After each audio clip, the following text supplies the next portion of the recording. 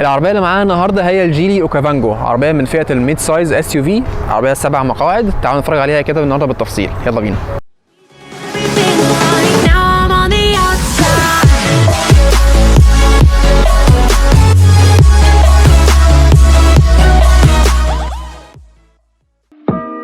طيب جيلي اوكافانجو زي ما قلنا دي عربيه ميد سايز اس يو في، عربيه 7 مقاعد عائليه كبيره جديده بالنسبه لشركه جيلي. هي اتقدمت اول مره في 2020 وجات لنا في مصر في ديسمبر 2021 عن طريق وكيلها ابو غالي.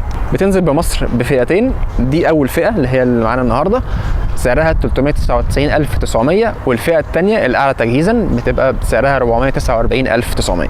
طيب نبتدي على طول بموتور العربيه. الموتور العربيه هنا هو تقريبا نفس الموتور بالظبط اللي موجود في الجيلي كول راي اللي كنا اتكلمنا عنها قبل كده. الموتور هنا 3 اسطوانات 1500 سي سي تربو، بس هنا قدرته الحصانيه اعلى لان العربيه هنا بتيجي بنظام مايلد هايبريد، العربيه هنا هجينه، فبالتالي بيجي معاها كمان موتور كهرباء صغير ومدعوم بيه بطاريه 48 فولت، بطاريه صغيره بتدعم الموتور ده. فبالتالي الاثنين مع بعض دول موتور الكهرباء وموتور البنزين هنا بيخرجوا 190 حصان مش 175 زي الكول راي. وعزم الدوران هنا برضو اعلى 300 نيوتن متر عكس الكول راي اللي كان 255 نيوتن متر. ارقام التسارع الرسميه تحت ال 11 ثانيه. استهلاك البنزين في العربيه 6.6 لتر لكل 6.6 لتر لكل 100 كيلو، وتانك البنزين هنا 60 لتر. الموتور ده بيتوصل بفتيس اوتوماتيك 7 سرعات دول كلاتش او دي سي تي او ثنائي التعشيق، وفي تبريد زيت، فبالتالي ما فيهوش اي نوع من المشاكل. ده كده شكل مفتاح العربيه، معمول هنا من البلاستيك كده، وفيه كده جزء من البيانو بلاك عليه كلمه جيلي، شكله حلو، جزء من النيكل كروم من الجنب، شكله ظريف. شكل الزراير ده على فكره لو ده بيشغل العربيه عن بعد لو انت عايز، فحركه حلوه برضو. طيب تعالوا نبتدي نتكلم عن تصميم العربيه، نبتدي بوش العربيه. العربيه هنا فيها تفاصيل برضو شويه كتيره، يعني عندك مثلا الشبكه الاماميه هنا معموله جزء كده من يعني تحس ان هو من البلاستيك بس واخد لون كده رمادي غامق، مطه هنا لون افتح شويه وهنا لون افتح ثالث، بس هنا في لمعه شويه. وطبعا علامه جيلي اللي في النص معموله كده كانها من الازاز من بره، ووراها الخطوط بتاعه جيلي معموله من نيكل كروم، شكلها حلو. في عندنا مكان هنا للكاميرا الاماميه بس هي مش موجوده الحقيقه، هو ده مكان بس مصمت كده عشان دي الفئه الاولى. اعتقد الفئه الاعلى بيبقى فيها كاميرا اماميه. اكسدام العربيه من تحت مكمل برده فايبر، وفي فتحات هنا التهويه كلها فايبر من اللون الاسود، تحتيه جزء من البلاستيك اللي معمول باللون كده برده مط لونه فضي. وعندنا هنا الفوانيس بتاعت الفوج لايتس برده معموله من ال اي دي، وحواليها كده حليه برده من نفس الماده اللي بتلمع شويه شبه الالومنيوم لونها فضي. فوانيس العربيه في الفئه دي بتيجي برده فول ال اي دي، والاشارات بتاعتها برده فيها طبعا اشارات اللي هي الدايناميك اللي هي متغيره. وطبعا زي ما انتم شايفين كده في هنا الداي تايم راننج لايت، الانوار النهاريه اللي بتنور في الصبح، اللي برده بتقلب اشاره لو انت بتدي اشاره. ولكن بصفه عامه شكل العربيه من قدام هجومي قوي، تحس ان العربيه ضخمه. طبعا العربيه ميد سايز اس يو في، عربيه كبيره، فبالتالي هي طبيعي ان شكلها من قدام يبقى ضخم. ويمكن شكلها مش اللي هو اموره يعني، ومش مطلوب منها قوي تبقى كده، ولكن هي شكلها كويس قوي بالنسبه للفئه بتاعت الميد سايز اس يو في. تحس ان هي عربيه قويه شويه، وفيها خطوط كده بسيطه في الكبوت برضه بتديك ايحاء ان العربيه ماسكلر شويه او معضله شويه. طيب لو كده بصينا على العربيه من الجنب، طبعا هيبان بقى قد ايه حجم العربيه. العربيه زي ما قلنا ميد سايز اس يو في، فعربيه ضخمه جدا عائليه جدا. هحط لكم برضه ابعاد العربيه كلها دلوقتي قدامكم على الشاشه عشان تاخدوا فكره برضه عن طول قاعده العجلات قد ايه كبيره، وطول وابعاد العربيه بصفه عامه يعني. العربيه طبعا بتيجي عندك اول حاجه المرايات بتيجي فيها فوانيس، فيها انوار ال اي دي للاشاره، وهيبقى عندك هنا البادج بتاع ال 48 فولت النظام الاي ام اس، او زي ما قلنا نظام الهجين. العربيه نظامها هنا مايلد هايبريد.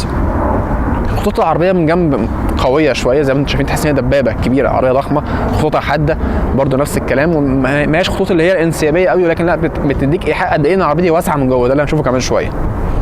فيها هنا عربيه فيها كيلس انتري، دخول بدون مفتاح، وطبعا نظام تشغيل الموتور بدون مفتاح اللي هو الستارت انجن، وعتب تحت بحيث ان انت ممكن تسند عليه رجلك لو انت طالع او نازل من العربيه.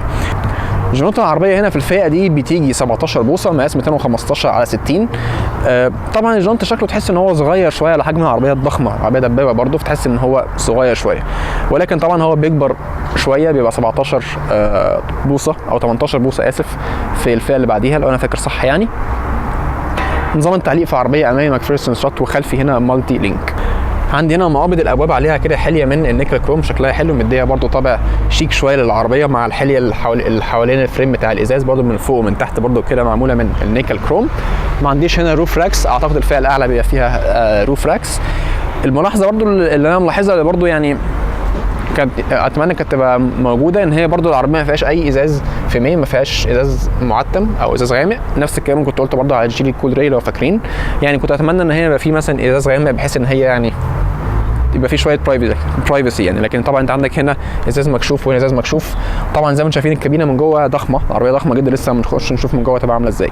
طيب ونبص بقى على شكل العربيه من الظهر. طبعا تحس ان العربيه ضخمه برضه، نفس الكلام من الظهر يعني مش هتختلف كتير اكيد. من الجنب برضه هي من جنب ضخمه ورا برضه ضخمه. عندك هنا الفوانيس كلها LED، ونور الاشاره بيبقى او اسف نور الريفرس بيبقى من هنا برضه LED. حتى هنا كمان الفوانيس بتاعت العربيه الاشاره نفسها برضه فيها LED. كلمه اوكافانجو طبعا مكتوبه بشكل كبير كده، ومكتوب هنا برضو كلمه جيلي محفوره على الجزء اللي معمول من تحس ان هو الومنيوم، مدي شكل الومنيوم بس هو في شكل مط كده. عندنا هنا في كاميرا خلفيه، وعندك هنا الزرار بتاع اللي بيفتح الشنطه بتاعه العربيه. طبعا اكسدام العربيه معمول تحت من الفبر، وفي حساسات ركن خلفيه، وفي طبعا هنا عندك الجزء بتاع الشكل برضو نفس الكلام معمول كده من ماده شبه الالومنيوم برضو لونها مط. واخيرا الجزء ده واخد لون العربيه، وحته كده هنا كانها يعني فتحات مثلا تهويه او حليه او ايا كان، بس معموله من البلاستيك الفبر اللي لونه اسود. ولكن نفس التعليق اللي كنت قلته من جنب برضو، هنا مفيش ازاز برايفسي، مفيش ازاز غامق او فيميه، فيعني بالتالي كان يبقى افضل شويه لو في ازاز برايفسي، بس يعني جايز يكون في الفئه الاعلى بصراحه مش عارف. ولكن من اهم الصفات في العربيه دي ان هي عربيه عائليه، عربيه 7 مقاعد تشيل ناس كتير. فبالتالي تعالوا نخش نبص على المساحات الداخليه، ونبتدي مثلا بالشنطه. تفتح الشنطه من هنا بتدوس على الزرار ده كده. العربيه ما فيهاش شنطه كهرباء بالمناسبه، بس اعتقد في الفئه الثانيه هتبقى فيها، لان هو هنا في مكان فاضي كده اعتقد ده للزرار بتاع الشنطه. لو انت هنا منزل الصف الثالث من الكراسي بتبقى عندك مساحه الشنطه 1200 لتر، مساحه كبيره طبعا اكيد. لو انت رافع الصف الثالث من الكراسي تبقى 257 لتر، طبعا صغيره بس يعني انت عندك مساحه كبيره جدا. لو انت نزلت الكراسي كلها اللي هو الصف الثاني كمان من الكراسي بتوصل المساحه لحد 2050 لتر. طبعا هي تبقى 2 متر وشويه، فانت ممكن تحط بيتش باجي جوه مثلا، تحط دولاب يعني تتعامل يعني ممكن تاخدها تنقل بيها حاجات كبيره جدا يعني. عندي تحت هنا طبعا العده بتاعه العربيه، وعندي هنا انوار LED كده بسيطه يعني برضو عشان تدي شويه يعني اناره جوه الكابينه. الصف الثالث برضو من الكراسي هم مهتمين بيه يعني. هنا عندك هنا في المسند بتاع الكوع معمول من الجلد، وعندك هنا اماكن تخزين بسيطه وكاب هولدرز، وعندهم كمان فتحات تهويه او فتحات تكييف اسف. فبالتالي دي يعني الناس اللي ورا ما تموتش يعني. لو انت عايز تقعد حد في الصف الثالث بقى من الكراسي بتشد من المقبض ده كده هو قاعد. ممكن طبعا تظبط الظهر زي ما انت عايز مفيش مشكله، وتروح شايل التاني وترجع الكرسي تاني، فيبقى عندك اكيد مساحه التخزين الكبيره. طيب نبتدي بقى نتكلم عن الخامات في العربيه، ونبتدي مثلا بالباب. طبعا هي بيبقى بلاستيك، شكل المقبض زي ما انتم شايفين كده ضخم، بيوحي يعني بقد ايه ضخامه العربيه. تحط جزء ده من البيانو بلاك، وعندك هنا طبعا حليه كده يعني جزء من الالومنيوم المط، شكل الالومنيوم المط المقبض. الجزء ده برده معمول من البلاستيك، والجزء ده هنا برده فيه حليات كده برده من الجزء المط اللي شكل الالومنيوم حوالين الزراير والزرار بتاع تعديل المرايه. الجزء ده بس اللي معمول من الجلد اللي انت تسند عليه كوعك، وعليه هنا خياطه بالابيض. والجزء ده كده برده من البيانو بلاك الاسود. في هنا مساحه تخزين كبيره، هي غويطه لجوه مش عارف داخله جوه كده، بس ممكن تشيل ازازه ميه كبيره مش بطاله يعني. وحليه هنا كده برده حوالين السماعات برده بالشكل شبه الالومنيوم المط. كراسي العربيه في الفئه الاولى زي ما انتم شايفين بتيجي تعديل يدوي، وده شكل الكرسي. طبعا الكرسي كله بيبقى قماش، وفي تجزيعات كده شكلها حلو بصراحه. كرسي مريح جدا يعني، جربته قعدت فيه شويه وانا بلعب كده في العربيه، مريح جدا زي ما شايفين. التبطين بتاعه حلو، وفي خياطه بالابيض وسايد كاشنز عشان تثبتك في مكانك وانت في الملفات وهكذا. وده كده شكل دريكسيون العربيه بشكل العدادات بتاعت العربيه الديجيتال. الشاشه دي تقريبا مقاسها 2.3 بوصه، مش متاكد بالظبط بس تقريبا في الحجم ده يعني. كلها ديجيتال طبعا زي ما انتم شايفين من الفئه الاولى. الدريكسيون بتاع العربيه معمول من الجلد شكله كويس، وعليه هنا برضو في حته كده دي شيبت. طبعا هو 3 سبوك. الجزء ده معمول من البيانو بلاك كده، وعليه برضو اللي هي الحليه اللي شبه الالومنيوم المط. الجزء ده برضو الزراير دي كده برضو شكلها كويس، ملمسها حلو. هنا تحكمات الميديا بصفه عامه في الشاشه او في لوحه الاعدادات اللي قدامك، بتغير ما بينهم بالزرار ده. وعندك الجزء ده مخصوص بمثبت السرعه ومحدد السرعه، وطبعا الرد على مكالمات. وعندك هنا طبعا علامه جيلي باللون الاسود شكلها ظريف. طيب لو هنتكلم عن شاشه العدادات، فزي ما قلنا هي ديجيتال بتكمل من الفئه الاولى تقريبا 12 وحاجه بوصه. 12.3 تقريبا لو انا مش غلطان يعني. ممكن يعني لو دوسنا على الزرار ده كده اللي قلنا عليه من شويه، هيبتدي ان هو يديك الاتاحه ان انت تغير في المنيو بتاعه اللي انت حاسس انت ممكن تغير فيها في الشاشه نفسها. فممكن تشوف عندك المالتي ميديا مثلا لو انت مشغل الراديو او التليفون بتاعك لو اللي هو هنا متوصل بالبلوتوث او حاجه. وعندك طبعا الحاجات اللي ليها علاقه بالمعلومات اللي انت عن الرحله اللي انت ماشي فيها، ماشي بالعربيه قد ايه، استهلاك البنزين بتاعك، الافريج استهلاك البنزين طبعا 17 وشويه. طبعا ده اكيد مش رقم حقيقي بس عشان كده عربيه يعني كذا حد دورها وبطلها وعربيه في مكانها. والرينج بتاعك بتاع البنزين، كل هذا الكلام انتوا عارفينه طبعا اكيد. لو غيرنا نمط القياده مثلا للايكو، تعالوا نبص كده،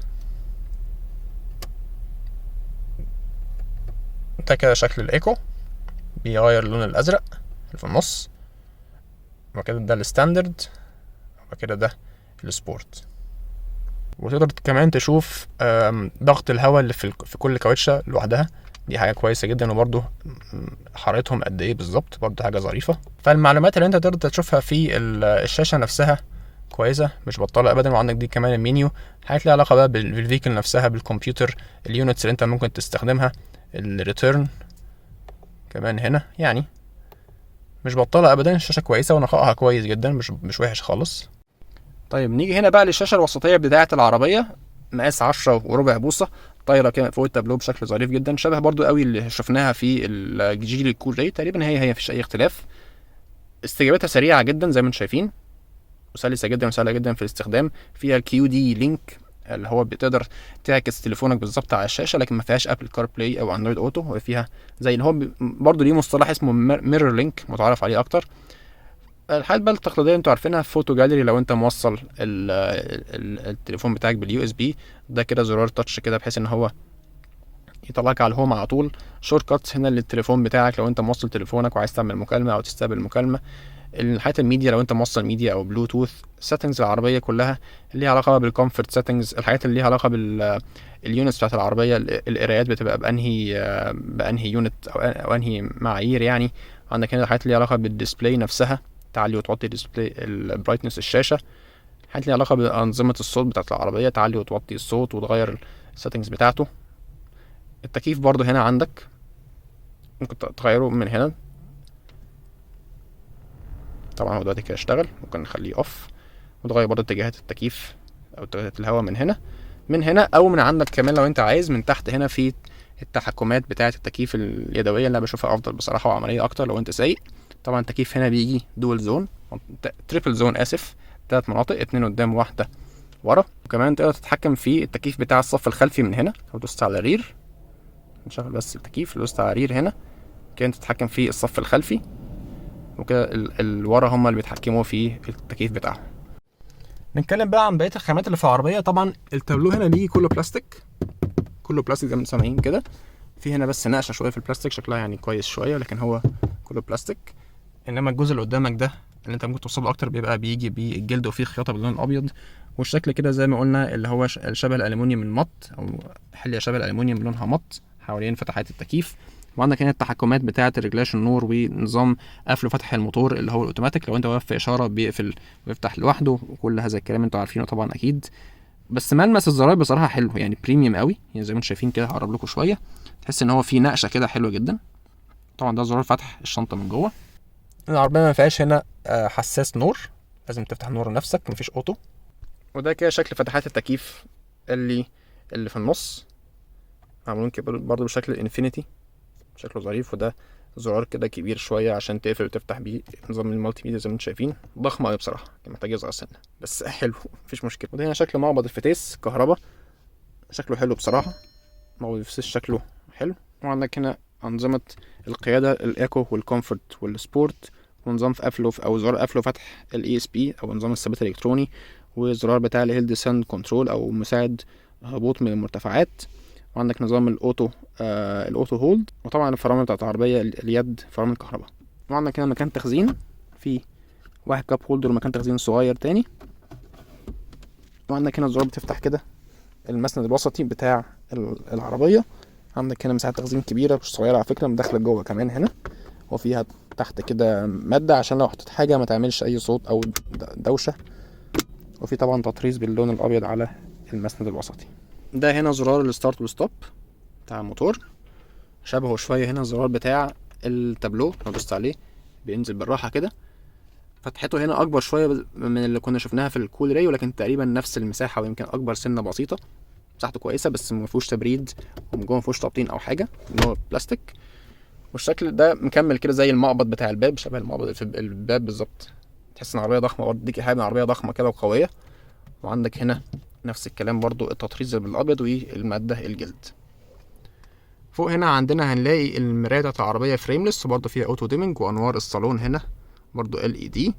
ولكن مفيش هنا في العربيه فتحه سقف في الفئه الاولى، مفيش بانوراما. مش عارف بصراحه في الفئه الثانيه هيبقى فيها ولا لا.